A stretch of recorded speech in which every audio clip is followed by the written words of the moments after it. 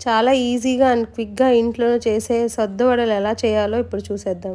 ముందుగా ఒక డీస్‌లోకి పిండి తీసుకొని పిండిని బాగా జల్లెడ పట్టుకోవాలి. స్టవ్ మీద ఒక గిన్నెను పెట్టుకొని మనకి రుచికి తగ్గంత బెల్లం తీసుకొని బాగా కరిగించుకొని పక్కన పెట్టుకోవాలి. అలాగే 3 లేదా 4 చిప్పలు ఎండు కొబ్బరి తీసుకొని బాగా మిక్సీ వేసుకొని పక్కన ఉంచుకోవాలి. ఎండు కొబ్బరి వేసుకోవడం వల్ల మనకి సద్ద వడలు అనేవి బాగా పొంగుతాయి. కొబ్బరి పొడిని పిండిలో కలుపుకుంటూ అలాగే ముందుగా ఉడికించి పెట్టుకున్న బెల్లం రసం కొంచెం కొంచెం వేసుకొని పిండిని గంటి తీసుకొని కలుపుకోవాలి. ఎందుకంటే ఆ బెల్లం రసం అనేటివి చాలా వేడిగా ఉంటాయి.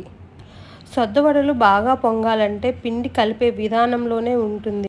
బెల్లం రసం అంతా పిండిలో బాగా కలిసాక గంటి తీసి పక్కన పెట్టుకొని చేత్తో బాగా ఒత్తుకుంటూ కలుపుకోవాలి.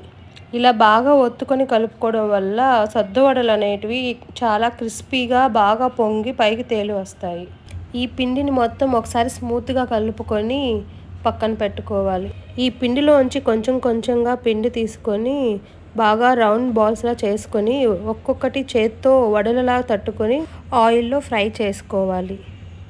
ఇలా ఒక్కొక్కటి ఆయిల్లో వేసుకోవడం వల్ల ప్రతి సొద్దవడ అనేది బాగా పొంగి పైకి వస్తాయి. ఒకవైపు ఇలా పొంగి బాగా కాలాక మరోవైపుకి తిప్పుకుంటూ బాగా ఫ్రై చేసుకోవాలి. 2 వైపులు పొంగి బాగా కాలాక వీటిని తీసుకొని ఒక డీసులో చల్లారి పెట్టుకోవాలి.